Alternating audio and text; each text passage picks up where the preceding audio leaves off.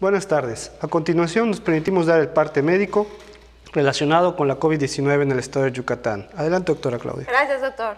Buenas tardes. Este es el parte médico de este miércoles 5 de mayo. El lunes comenzó el proceso de vacunación contra el COVID en personas de 50 a 59 años de edad de los municipios de Valladolid, Tizimín, Canacín y Progreso. Las vacunas que se aplican son las 35.100 que llegaron el sábado. También el lunes concluyó la aplicación de la segunda dosis en 15 municipios. Con esto suman 42 municipios que recibieron las segundas dosis y 21 donde se aplicó la vacuna CanSino de una sola dosis.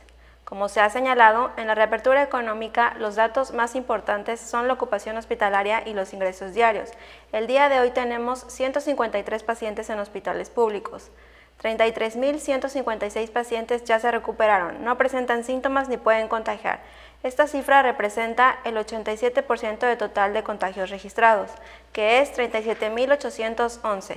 Hoy se detectaron 78 nuevos contagios de coronavirus, 50 en Mérida, 10 en Valladolid, 3 en Chemash y en Tizimín, 2 en Canacín y Progreso, 1 en Baca, Cagua, Sellé, Tecash, Ticul, Guayma y Humán, y 1 foráneo. De los 37.811 casos positivos, 325 son de otro país u otro estado. Específicamente, en Mérida se han diagnosticado 23.734 personas contagiadas de coronavirus, que viven en la zona norte 6.755, en la zona oriente 6.135, en la zona centro 2.216, en la zona sur 3.393, en la zona poniente 5.235. Lamentablemente, en este parte médico informamos de 5 fallecimientos. Son 3 hombres y 2 mujeres, de un rango de edad de 35 a 74 años. Sus principales enfermedades fueron hipertensión arterial sistémica, diabetes mellitus, obesidad, asma e hipotiroidismo. 3 residían en Mérida, 1 en Espita y 1 en Valladolid. En total son 4.070 las personas fallecidas a causa del coronavirus. De los casos activos, 432 están estables, aislados, monitoreados constantemente por personal médico de la Secretaría de Salud.